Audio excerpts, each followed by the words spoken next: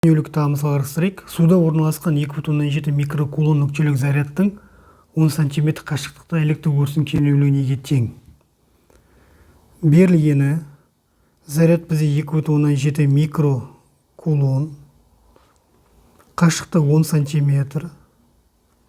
К деген бізде 9,9 дәрежесі ньютон метр квадрат кулон квадрат.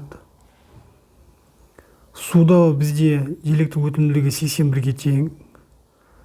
Табу керек кернеулік.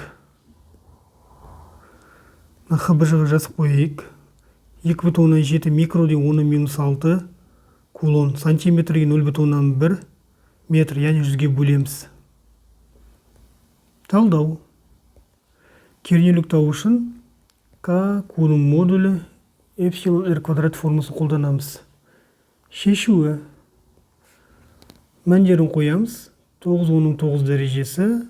Q деген бізде 2,7 дәрежесі. Эпсилон 81. R деген 0,1-дің квадраты. Калькуляторым есептейміз. Сонда бізде 3 көбейту 10-ның 4 дәрежесі ньютон кулон болады.